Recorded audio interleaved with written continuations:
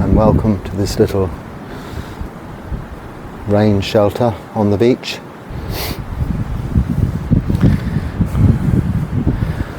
Or sun shelter, weather shelter.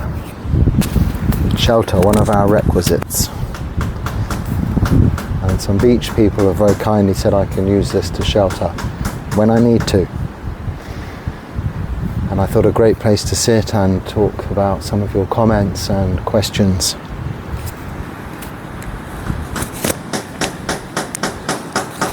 A little bit of banging is there. Some workers here are putting together another kind of shelter, perhaps more for the tourists coming later on in the tourist season when that begins. And should have begun by now, but I think more likely in December. Okay, moving straight on. Starting at the beginning, as good a place as any. This comment's been there a while. I'll just quickly cover it now so that I can put it to bed. Why are people freaking out in the comments? Well, I don't think so, that anyone's freaking out. I think you're referring to one particular video where there's always a lot of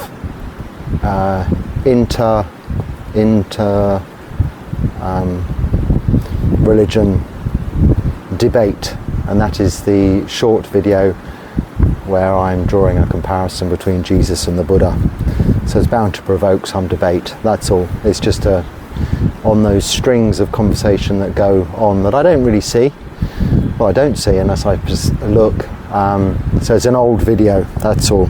Nothing to worry about, just an old video, but a very popular video because of the subject matter.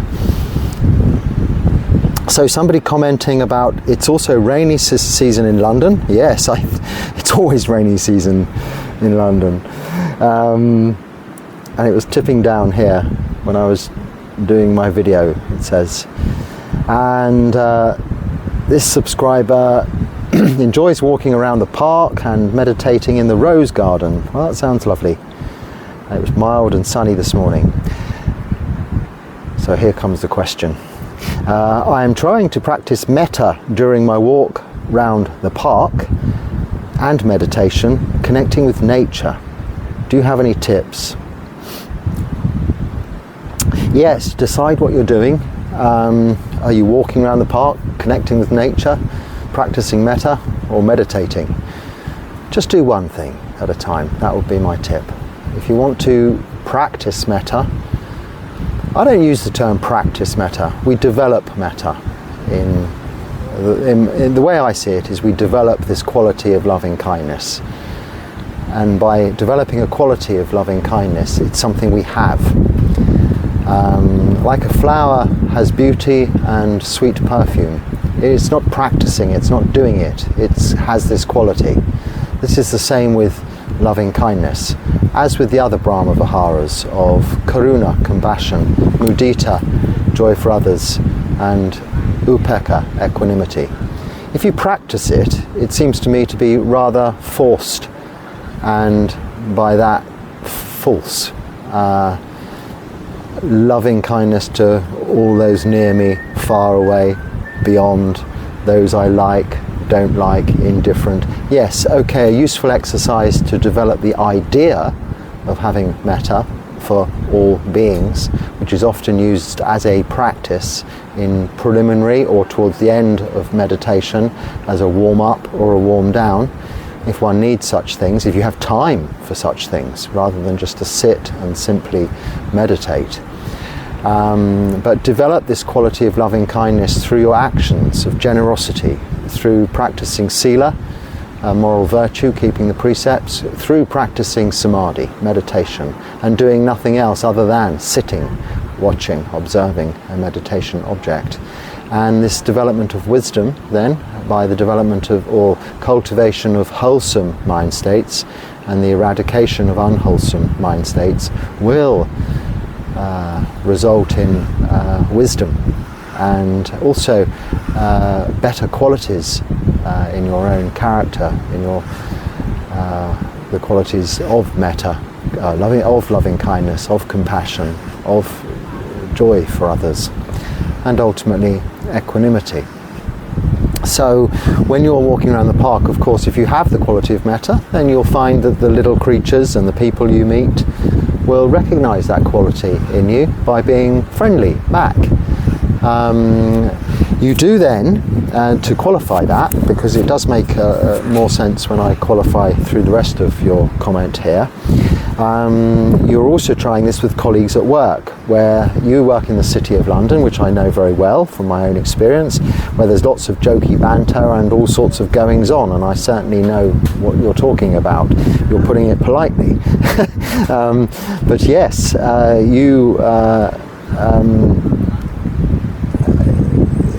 I tend to overreact, so I wonder if you had also had any ideas as to how I can better practice metta in these situations.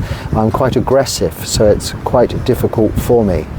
Okay, yes, again, so you don't practice metta in those situations. You will have already developed a quality of loving kindness.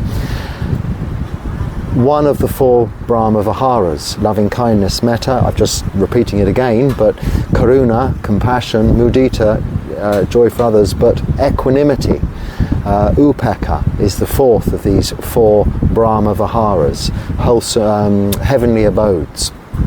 The reason they're 4 together is because they work together. These qualities we develop work well together. The 4th of those, equanimity, is the opposite to this. I am quite aggressive, so it's quite difficult for me. You say, how can you tend to overreact? It is a reaction. It is a non-reaction, reactionless. It doesn't mean you don't care, or you're not observant, or you bury your head in the sand, but you see there's no sense in reacting forcibly against something that's going on. Just be aware. Use in this time, if you're going to practice anything, not so much metta, loving kindness, and you will hopefully have developed enough equanimity to be able to practice compassion, karuna. This is the time to practice compassion. So it's between the two, because compassion is, put it this way, you can feel sorry for those people for not having the same qualities you have, for finding their only source of pleasure in mocking and mucking around, going out, partying, doing all the sort of things you are recognizing as perhaps not the best idea. And in terms of banter, if you are the victim of such, whatever that exactly is, I'm not sure, but maybe people,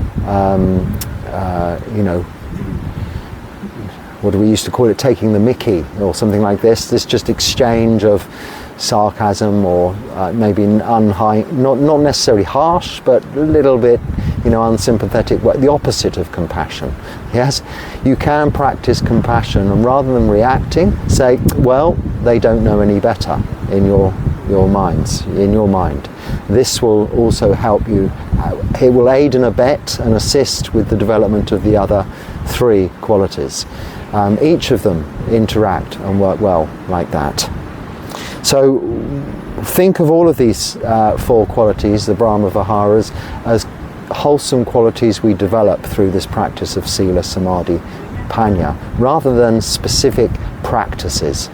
Because you can walk around London all day long saying, I love everybody. Oh, everybody is wonderful. Or even have compassion. It's easier to have compassion for everyone. That comes more readily, yes, in a place, in a busy situation where people are suffering. When you see suffering, it's easier to have compassion. But metta, loving kindness, peace and love all around. Unless you're on some kind of hallucinogenic drugs, it's just not going to work. We can't walk around with pink-coloured, rose-tinted glasses all of the time saying everyone's lovely if they're being plainly horrible to you. Just know that their mother loves them unconditionally. Each and every one of these people has a mother. Every being has a mother whom loves them unconditionally. Whatever they do, however badly they behave, however they turn out, their mother always loves them unconditionally. Have compassion, if not directly for that person's mother, the suffering they would be going through, whether alive or not. But your own compassion will develop from that, and this helps build those other qualities, the Brahma Viharas. I hope that helps. I hope I'm shielding you from the wind. once again it's blowing in my ears, so it sounds very loud. But I did check on that last video, it wasn't too bad on the microphone, so hopefully it's the same. Okay, I wonder about your thoughts on confusing pleasure with happiness. Well, they're quite different. Pleasure is the opposite of pain. It's more a physical feeling. Happiness is the opposite of sadness. It's more a mental emotion. Happiness is the result of contentment, whereas sadness is the result of discontentment. Happiness isn't a thing in itself, as sadness isn't a thing in itself. It's just a symptom of the underlying cause, which is content or discontent. So you go on to say, the more you recognize that lasting happiness is the lasting happiness I really seek is not found in chasing pleasure or chasing away the unwanted, the more I am left with a feeling of, okay, so what to do instead of instead to actually be happy? Do nothing except let go. Now that's just a phrase, and you hear it perhaps too often. It's too easily said, but when you really understand the point of letting go, then you can get to grips with where contentment comes from. So we are chasing away what's unwanted, as you quite rightly say, or we're chasing what we want. This is just the nature of desire. But when we recognize the insatiable nature of trying to satisfy that desire, which is unsatisfiable, or only very temporarily, then we can let go that desire to satisfy desire a little, bit by bit, with practice, with training. Again, only by sitting and practicing meditation can we recognize how this actually works. If you're never meditating, you will not see clearly. That's what the translation of vipassana is, seeing clearly. If you're not meditating, you won't see clearly how these desires are arising, staying a while, and then passing away, whether you do anything about them or not. Microphone, wind, I'm thinking. That's why I moved a little. So, I think I've got caught up in denying pleasure and actually making myself more confused in the process, and actually more unhappy as well. Yeah, so we don't deny pleasure. There's nothing wrong with enjoying nice things, as long as they're of a wholesome nature, not destructive to your either physical or mental well-being. A beautiful sunset, this lovely environment I'm in that I can pleasantly enjoy, but I'm not attaching myself to it. If it goes away tomorrow, as often happens, for instance, what they're building here now is various things to make nice for the tourists. There'll be beautiful little drinks places, bars or whatever, and lights and shelters and all sorts of things. And I've seen this come and go so often and so quickly in places like this through different seasons. Where I was staying before, once in India or near the beach there, for the tourist season, all these beautiful little places would be there, and you think, oh, this is just heaven, what a beautiful looking place, you know, all these little restaurants and bars for people to have their holidays.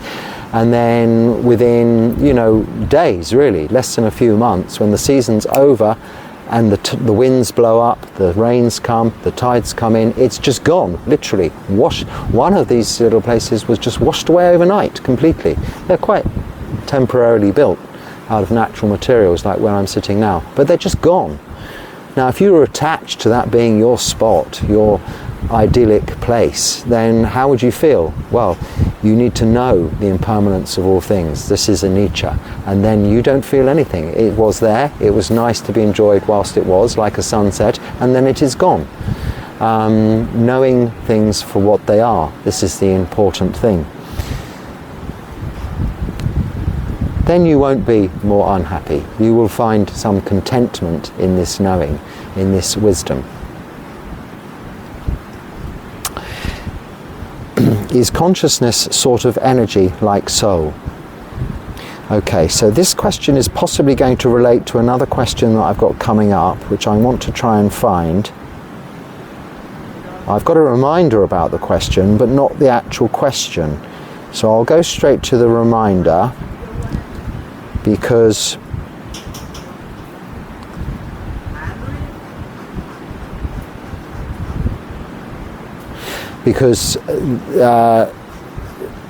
I can't find the question. Now, the reason I can't find the question is because clearly it's possibly gone into this, you've asked a question, I've replied, and you've asked another question to my reply.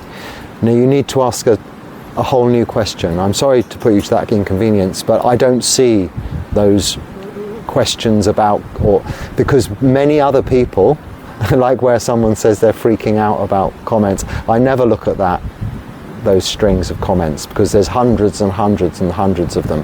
So to find your question, I'd have to scroll through hundreds of irrelevant comments to read one question. So you need to make a new question, but it doesn't matter because you've reminded me. So, hello Bhante, I'm not sure if I missed your talk about my question of the citta, or you haven't got round to it yet, about whether you see or experience it, whether it's awareness or something else. Okay, so I haven't got round to it because I possibly haven't seen it. And going back to the question that I was just, which drew me to that, is consciousness sort of energy like a soul? I mean, in amongst those two questions, there is the word consciousness, there's energy, there's soul, there's awareness, there's knowing, there's citta. So let's answer one question first. What is citta? Well, citta is also often thought of as mana, which is a Pali word, mind, but not mind as in the technical idea of mind, intellectual mind as a result of thinking brain. Often citta is referred to as heart mind. Citta also is not one of the 5 khandhas. So rupa, sensory rupa, which is physical bodily khandha, sensory perception, so seeing, hearing, smelling, tasting, touching, what you think about that, perception, so of seeing, hearing, smelling, tasting, touching, and thinking, which is the 6th of those 5 sensory perceptions, yes, and then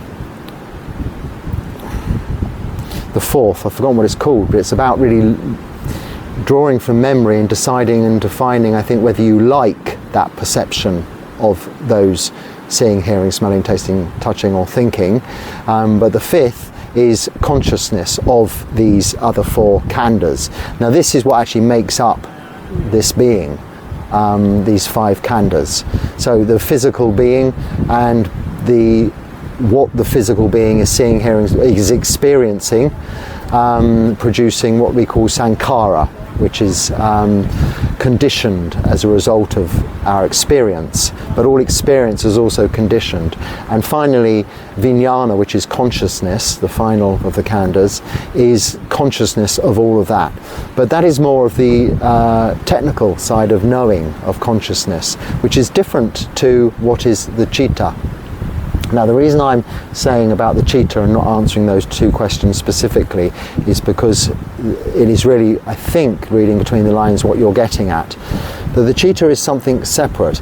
Now, it isn't so much as a soul, because the soul, although that's quite a close description of it, does always imply from our understanding of the word an element of our current living persona, personality, impression, understanding of ourselves. Now, of course, Buddhism is about relinquishing, eradicating that view of personality, which is just as impermanent as all conditioned things, and only a result of causes and conditions that have been around to create what we consider to be us, either in this image now, or how we were once before, or how we may become later, as a result of actions of body, speech and mind, which we call karma in Pali, the result being vipaka, creates causes and conditions, pachaya, another Pali word, which result in what we think we are.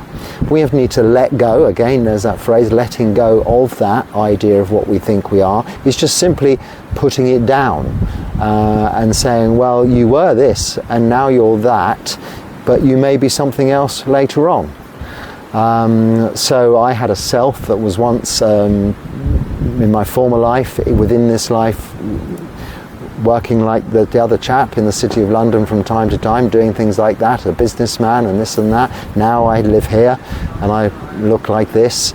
Who knows where I'll be if I'm alive later on within this life, hopefully in this similar form. But one doesn't associate that as being what we are. But what we are is what will be if we're unable to detach from all of our ties, our fetters to rebirth, into samsara, this circle of rebirth, into existence, into any of the realms over and over again. If we're unable to cut the ties, we call fetters, to that, something has to be reborn. But it isn't a soul, it isn't us. Oh, I'm still Bhante Dhammarakkhita, but now I'm a policeman in New York in the year 2586 or something like that.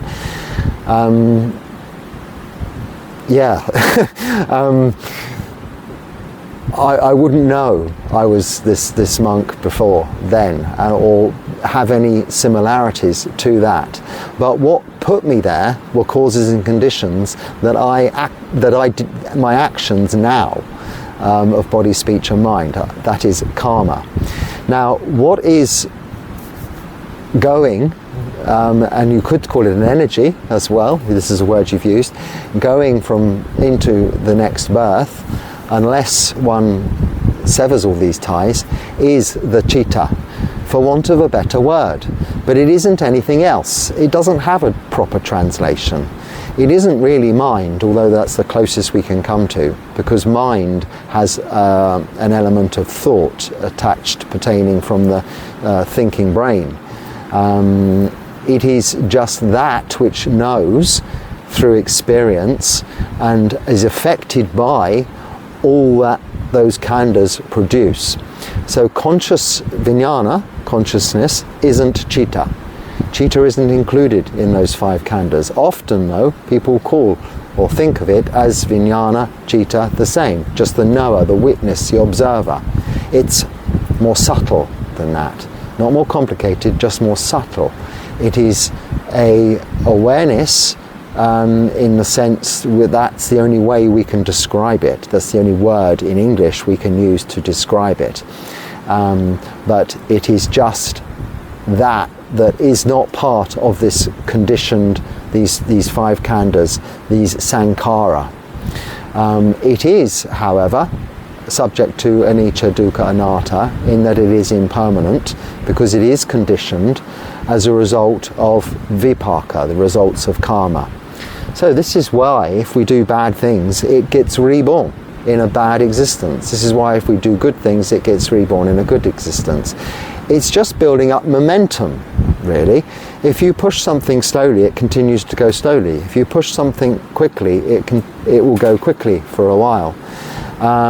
If you throw something this way, it'll go that way. If you throw something that way, it'll go that way. Much the same. Do good things, so the citta will go that way. Bad things, the citta will go that way. It's much like that. It's momentum. Potential energy, kinetic energy. Let's not get into the physics thing, because it's not that either. So it's not really energy. But that's, all of these words can describe it, all put together. But what that is saying is there's nothing to say what it is. So in answer to the first question, is consciousness a sort of energy like a soul? No. Consciousness is just that. It's knowing. You are seeing, hearing, smelling, tasting, touching, or thinking. And it's also knowing your reaction to that seeing, hearing, smelling, tasting, touching, thinking, your feelings, whether you are liking or not liking, whether it's pleasurable or painful, whether you are happy, whether you are sad. This is consciousness. This is awareness. If you are unconscious, then in a coma or fast asleep, then whatever's physically happening externally, you're not aware of. So this is why it's unconscious. However, your citta is still going to be affected by all that's going on as a result of the causes and conditions you have put your physical, these 5 khandhas, this conditioned existence in, to be affected by.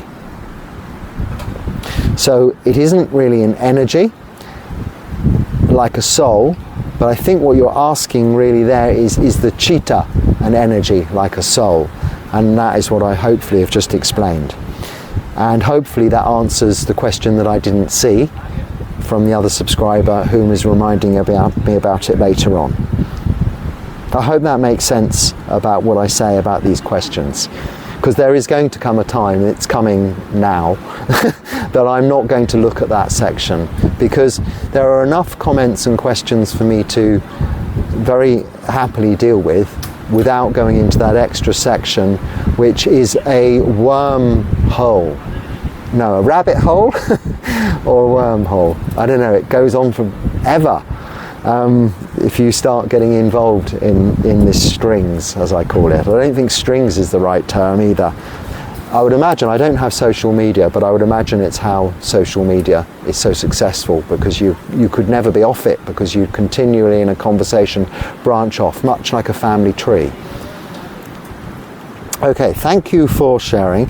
I have tattoos, and I'm wondering how this would affect the dissolution of the self. Okay, well, there is no dissolution of self as much as the recognition that what we perceive to be the self is not actually what we are, as I've really just talked about already at some length, I think, so I won't go too much again into that.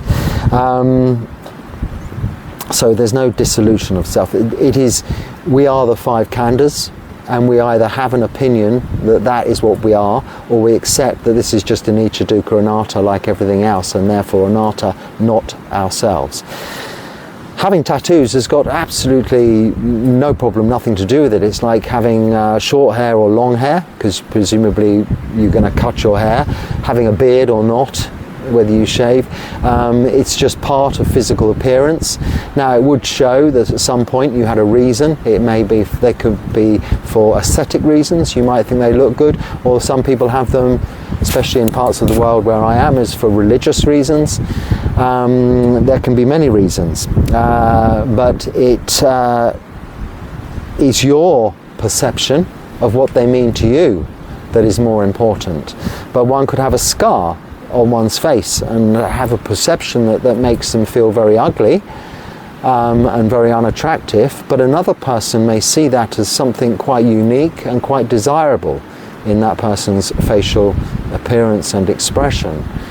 I remember as a child we had this little thing called an action man, who was this heroic action figure made of plastic, and he had a cool scar on his cheek like that. A cool scar.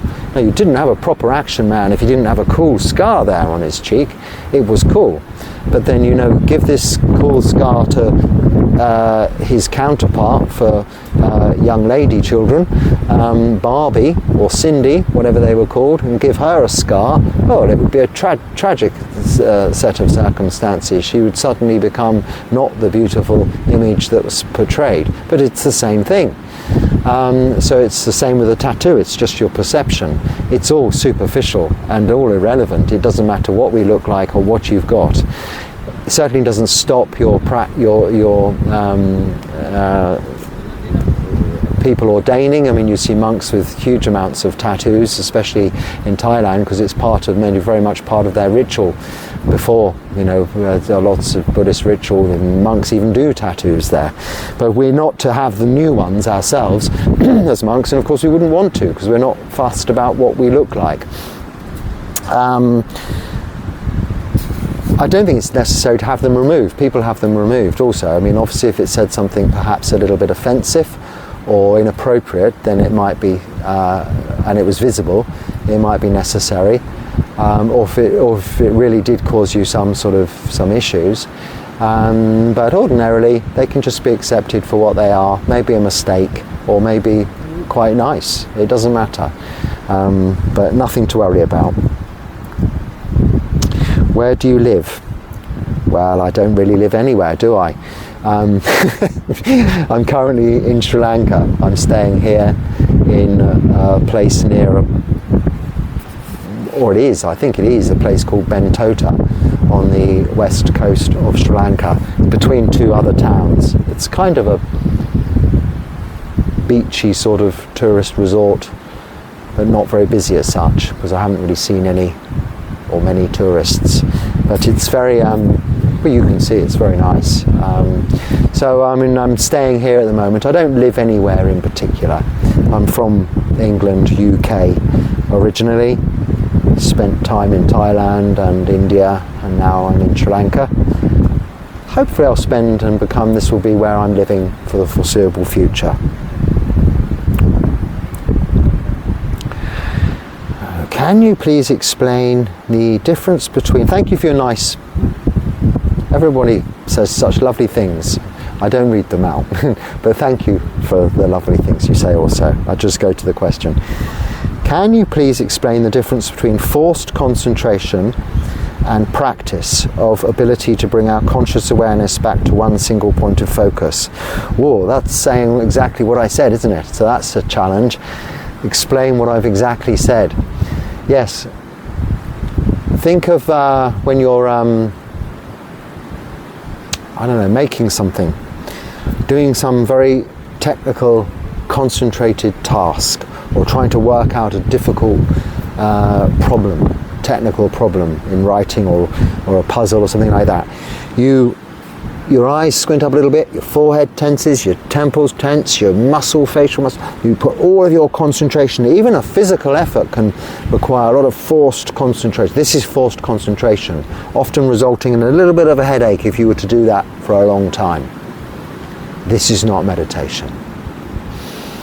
Softly breathing in and awareness coming back to conscious awareness, coming back to that breath, is all that is required. It's very gentle as opposed to concentration.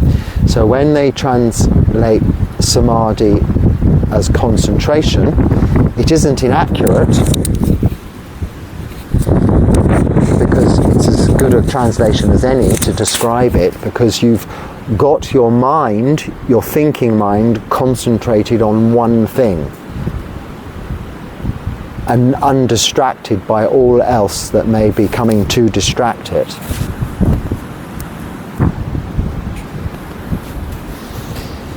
So it is concentrated, but not through this forced concentration like this. So that's what I mean by the difference. So when we meditate, we try not to, we're not breath, tip of the nose, must feel it there, bringing all of our... The best way to see this is to just relax your eyes. If you relax your eyes and relax your face, your whole body and mind will relax with you. If you combine this with the in-breath, refreshing, cooling, relaxing, as opposed to concentrating.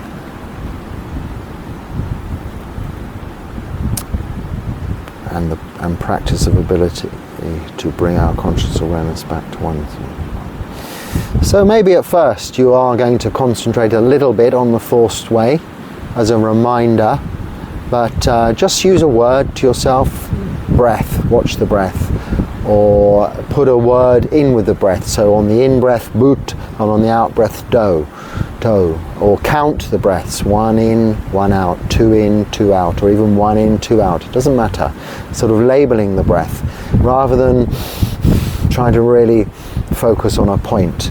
You see, I don't use this so much in Anapanasati breath meditation, focusing on one point physically. I tend to take the whole breath as it coming in and the whole breath coming out and observe its qualities of length, whether it's short, long, deep, shallow, warm, cool, pleasant, unpleasant, smooth, unsmooth, easy, hard, qualities of the breath, the entire body of the breath as it's phrased in the scriptures, however translated often in different ways from that word body. But I take that as like a body of water, or as being one whole quantity of air going in, that same whole quantity of air coming out, albeit changed in its constituent parts, but it's the same body of air coming in and the body of air coming out. Noticing all of the qualities of that body of air doesn't require such focused concentration on one point, but it does require full conscious awareness of that whole body of air coming in, whole body of air going out. That's how I practice Anapanasati. Okay, I'm not sure again what sort of time thing's going on here. What did the Buddha teach about the virtue of courage?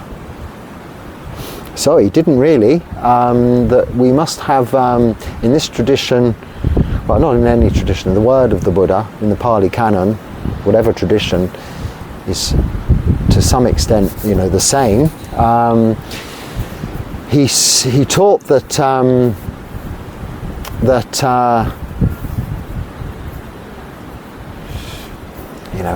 anger will not be fought with anger, just creates more anger. Therefore, one has to fight anger. So this is a kind of where I'm getting courage from in fighting, fighting talk, with loving kindness. It's the only way to resolve these issues. We must have loving kindness for ourselves and for all beings.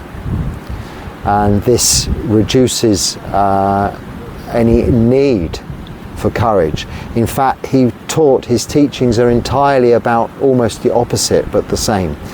That we give the gift of fearlessness by keeping sila, so refraining from killing, stealing, sexual misconduct, lying, or taking of intoxicants, which could lead to those other then we are giving the gift of fearlessness to all. And it takes courage for ourselves, but more determination, adhitthana, determination to keep these 5 precepts. But that's all we have to do. Give fearlessness to everybody else. So he didn't specifically talk of courage, although he talked of renunciation, giving things up that we may have become attached to, and that there is happiness in contentment from very little.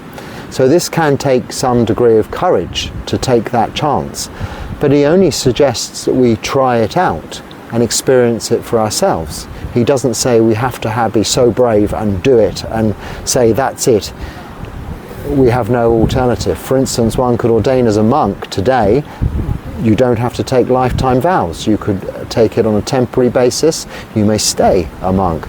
You may decide it's not for you. But that's really as far as I can say with regards to courage. I saw this question before and I did have another idea, but I can't remember what it was. If it comes to me later, I'll bring it up.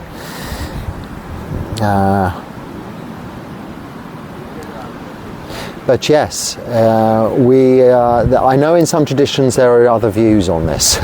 You've got this, anyway, that's another thing, so I won't talk about it. Okay.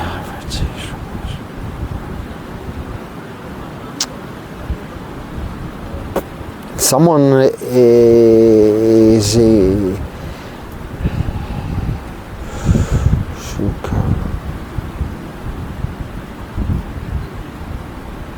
Where can I learn more about... You've read a couple of books on Buddhism. Where can I learn more about the Dharma?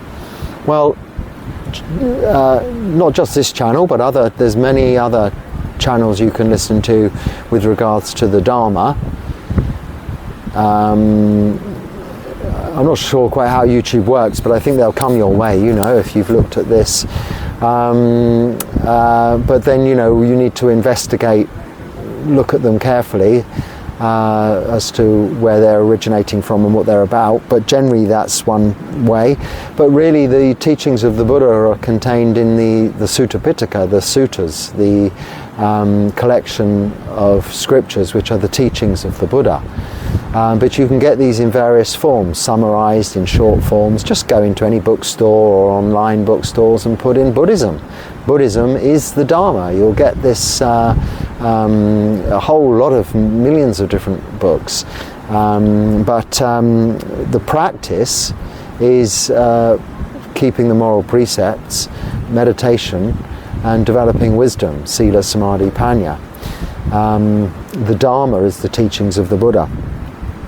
You began the question thanking me for clearing up the problem you had with nicotine and feeling guilty about smoking thinking it was an intoxicant, and I must have said at some point that it isn't. I mean, of course it is unhealthy. I don't condone smoking. I used to smoke and gave it up, but it wasn't a requirement of being a monk or Buddhism that I gave up smoking, because it isn't an actual intoxicant, it's a stimulant, so it doesn't come under that. So you know, don't think you should smoke more. Carry on if you can give up smoking. It's good discipline, because it's good practice of renunciation, isn't it? It's letting go of something you think you need when you really don't, because you can do it. If I can do it, then you can.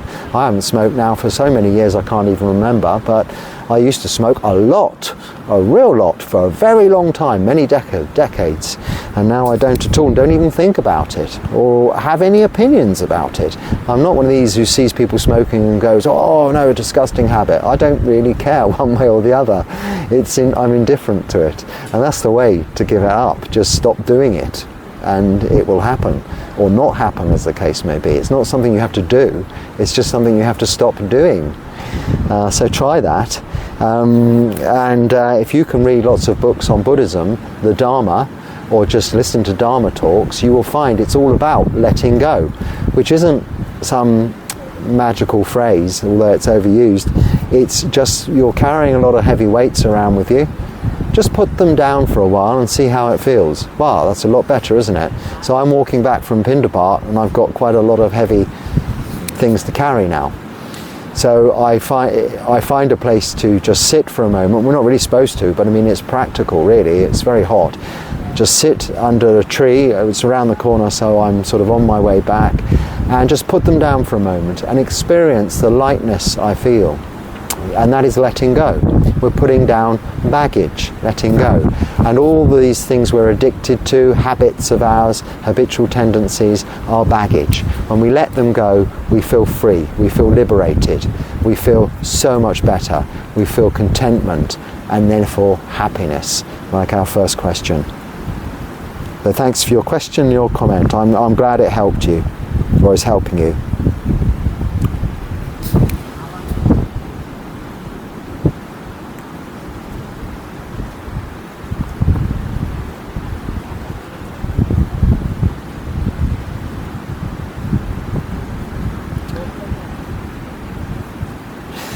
If I do bad, bad will happen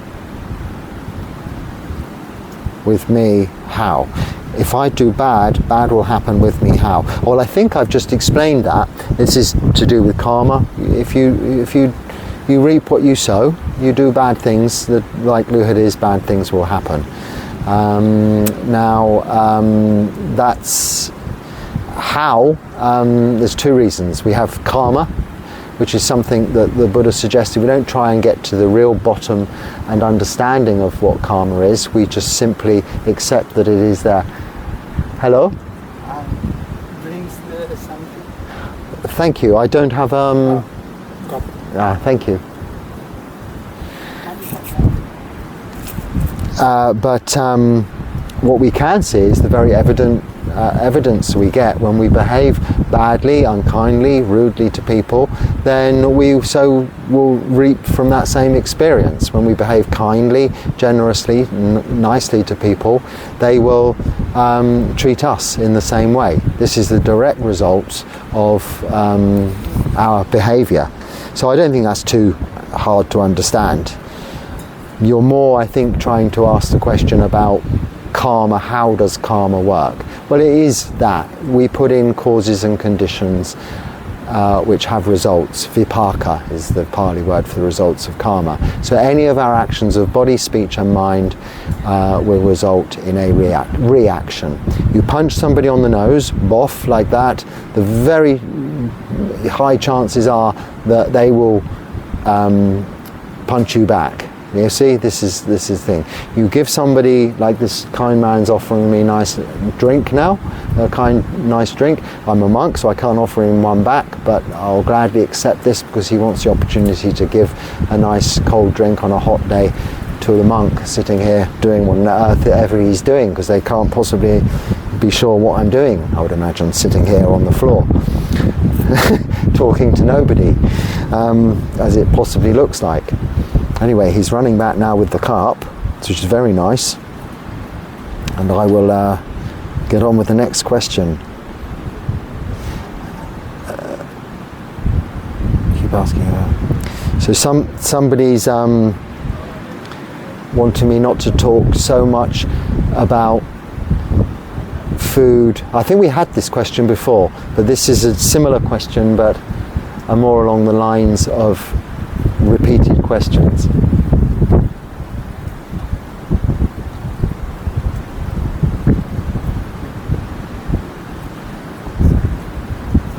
Sadhu, sadhu, anumodana.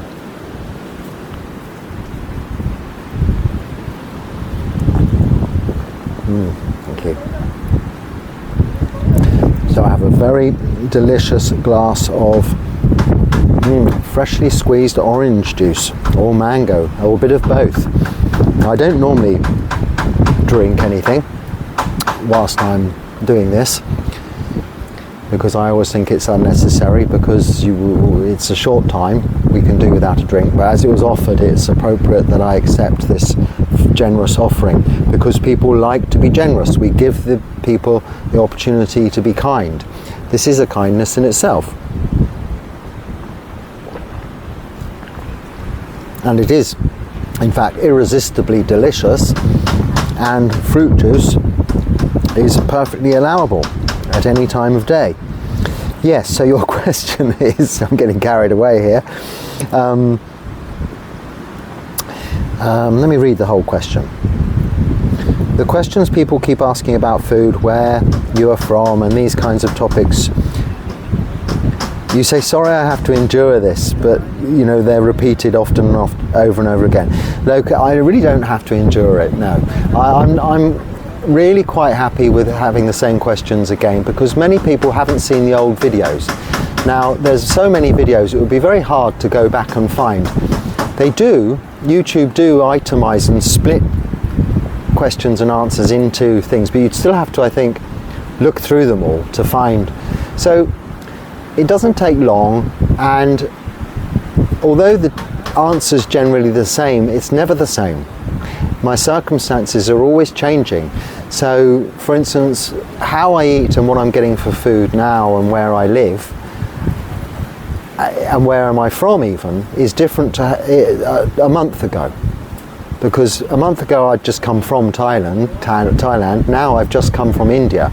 A month ago I was eating rice and dal every day, and it did get quite boring. Today I'm eating all sorts of things weird and wonderful that I don't know, but are very delicious. So it does vary, but I do try to not, to split the question, when it comes to questions and answers, split it up so that it's only just, is the way they come. I'm only answering this questions and talking about the comments I receive, because that is what the interest is. Now, I won't give a whole Dharma talk about food necessarily, because there wouldn't be much point in that.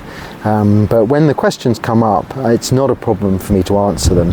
And if you don't want to hear those answers, you can just tap 10 seconds forward like this and skip to the next question. That's all I can suggest there. But I don't mind answering any questions. However often I answer the same question. Walking down the road, I must answer, where are you from? In England, in India, they say country, like that. Didn't even say where you're from, they just say country at you. I don't know, a dozen times that way and a dozen times that way. It just, all of the time, it's what people ask, because I'm foreign in a different country. And finally, I will just finish with this short comment that says, simply, stop begging. Okay, well, as a monk, I'm technically an alms mendicant and a beggar, and I do say that, I have said that, but I'm not really, because we're, as monks, also not allowed to ask for anything, and begging is asking. So as I'm not asking, I'm just walking, in fact. I'm not even standing and waiting outside anywhere. People rush out here to offer me food, as this kind gentleman, men, working people over there have just done. I wasn't begging, they've just brought me something nice over to drink, because they saw that it was probably nice to do so. So you're giving the opportunity to people to practice generosity. So I won't stop doing that. It is our livelihood as Buddhist monks. We are required to go on Pindapat every day, whatever the weather.